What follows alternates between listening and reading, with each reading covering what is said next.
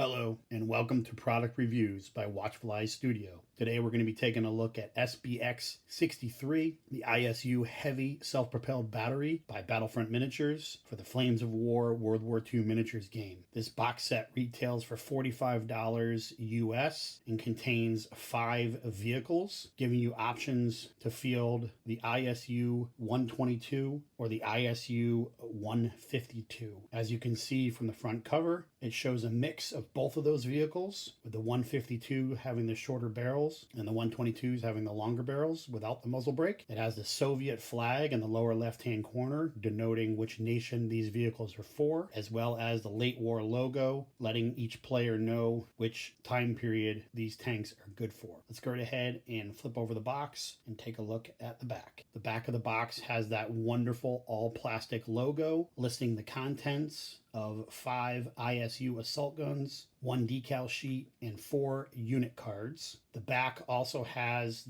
a picture of the assembly instructions for both vehicles. Once again, saving the company that printing costs of having a separate assembly instructions. Let's go right ahead and open this box and take a look at what's inside. Here is the first sprue, giving you the main hull for the vehicle, which is used for both the ISU 122 and ISU 152. Gives you hatch options, open and closed, as well as some additional pieces that are glued onto the body itself, and the 2 barrel options, with the shorter barrel for the 152 and the longer barrel for the 122. As you can see by the copyright stamp, this is an older kit, but it is so well designed and so detailed that it will stand the test of time. Let's go right ahead and take a look at the next sprue. The second sprue for the tank kits is the track sprue. This is also the same sprue that you'll get in the IS2 kit, because the track assembly was the same, as well as all the additional pieces in the bottom of the hull. The rest of the sprue has track links that you can put on the front of the vehicle, 2 machine guns, which is nice just in case one breaks, some ammo crates, and those very identifiable cylindrical fuel drums that are on the back of Soviet vehicles. Let's go right ahead and take a look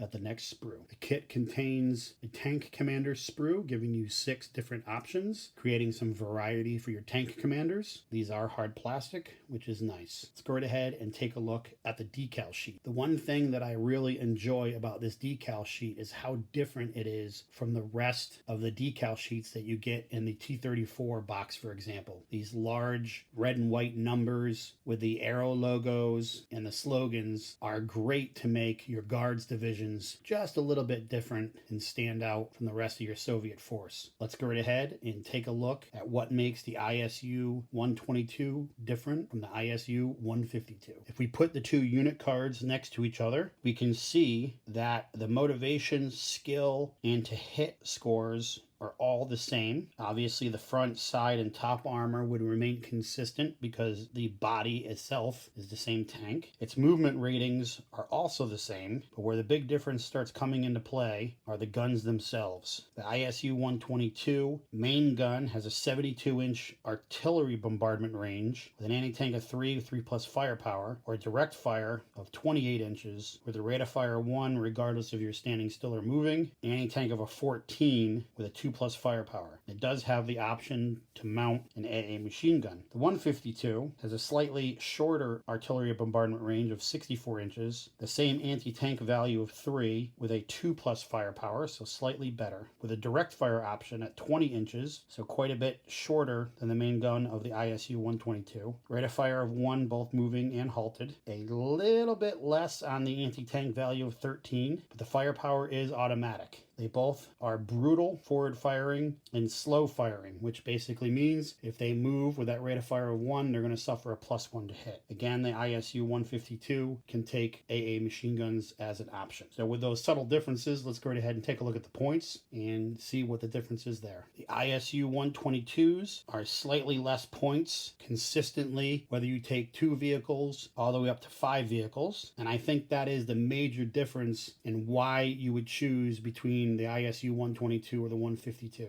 In my humble opinion, the gun is slightly better on the 122, even though the firepower isn't automatic, but it has a longer range, and that one extra firepower can make all the difference between destroying those heavier German tanks like the Tiger or Panther, or just bailing them out, or doing nothing at all. I do like the option of being able to field these tanks either way and fire artillery bombardments, and used in conjunction with something like a BA-64 observer vehicle would be a good option. Let's go right ahead and take a look at one of the tanks assembled. Here is an assembled ISU 122, which personally has caused a little bit of confusion because I've seen some assembly instructions and pictures of the machine gun mounted in the front of the hatch, but then I've also seen pictures of the machine gun mounted on the side. I'm not an expert when it comes to tanks. I probably should have done a little research before I glued my hatch in. So for players out there that want to be historically accurate, make sure you do your homework before gluing things like that into your tank. I think this will be an absolute dream to paint up with all the rivets and undulations that are all over the vehicle, and I can't wait to finish assembling the platoon and get these guys on the battlefield. The ISU heavy self-propelled battery box set I think is a great addition to a retail store. There are formations that you can field these in multiple companies, but the Army itself wouldn't be very large because of the high point costs. For a retail store, I would say carrying one, possibly two of these on your shelf and restocking as needed would be a good recommendation, depending on the amount of Soviet players that you have in your area. And the one thing that I can't stress enough about Battlefront miniatures is their ability to transform their metal and resin tanks into plastic and lower the cost. These tanks as a resin and metal hybrid ran around $13 to $14 for one, and now that they're in plastic, you get 5 of them for $45, lowering the cost by about $4 to $5 a tank, which is amazing. I think that really says something about Battlefront giving back to the community and wanting to grow their game systems by lowering the cost of their plastic kits. These big tanks are a welcome addition to any Soviet force and are very iconic and definitely scare those German players when they hit the tabletop. I hope you enjoyed this product review. Be sure to like, subscribe, ring that bell, and as always, keep a watchful eye on the hobby. Thanks, and we'll see you again. Take care.